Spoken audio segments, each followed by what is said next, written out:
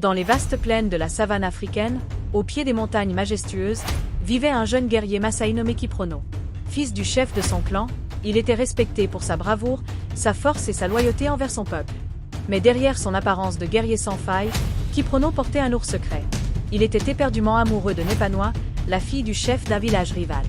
Népanoï était belle, gracieuse et douce, connue pour sa sagesse malgré son jeune âge. Leur amour s'était épanoui en secret, loin des regards vigilants de leur famille. Ils s'étaient rencontrés pour la première fois au bord d'une rivière sacrée, un lieu paisible où leurs cœurs avaient été unis à jamais.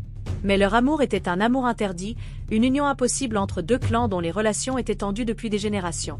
Kiprono savait que son amour pour Népanoï violait les traditions de son peuple. Il était promis à Lerina, la sœur de son meilleur ami et frère d'armes, l'Enclume. Lerina était belle et pleine d'espoir, rêvant du jour où elle épouserait Kiprono et construirait une vie heureuse avec lui. Quant à l'Enclume, il vouait une amitié profonde à Kiprono, le considérant presque comme un frère, et il espérait que leur union renforcerait l'alliance entre leurs familles. Mais à chaque rencontre secrète avec Népanoï, Kiprono sentait son cœur se déchirer entre son devoir et son amour. Plus le temps passait, plus son dilemme devenait insoutenable. Le serment qu'il avait fait à Lerina pesait lourdement sur lui, mais l'intensité de ses sentiments pour Népanoï était telle qu'il ne pouvait se résoudre à y renoncer. Un jour, alors que Kiprono et Népanoï se retrouvaient en secret au bord de la rivière, leur liaison fut découverte par l'Enclume. Caché derrière des arbres, l'Enclume vit de ses propres yeux la trahison de celui qu'il considérait comme un frère. Dévoré par la colère et la douleur, il comprit que Kiprono avait rompu son serment et trahi son amitié. La nouvelle de cette trahison se répandit rapidement dans le village. Le père de Kiprono, un chef fier et respecté, ne pouvait tolérer une telle offense.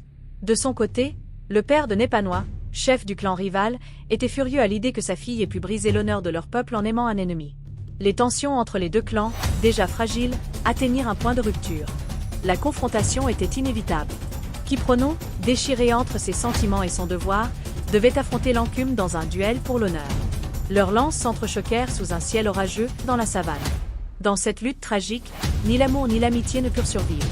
Lerina, dévastée par la trahison, pleura la perte de l'homme qu'elle aimait, tandis que Népanoï, brisé par la mort et la violence, fut emporté dans les tourments de la guerre qui s'ensuivit. Le serment fut rompu, et avec lui, la paix entre les deux clans. Kiprono, malgré son amour, perdit tout ce qu'il avait cherché à protéger. Le sang versé sur les plaines Massaï scella une tragédie dont les échos résonnent encore dans les collines, où le vent murmure les noms des amants maudits, Kiprono et Népanoï, qui osèrent défier les traditions pour la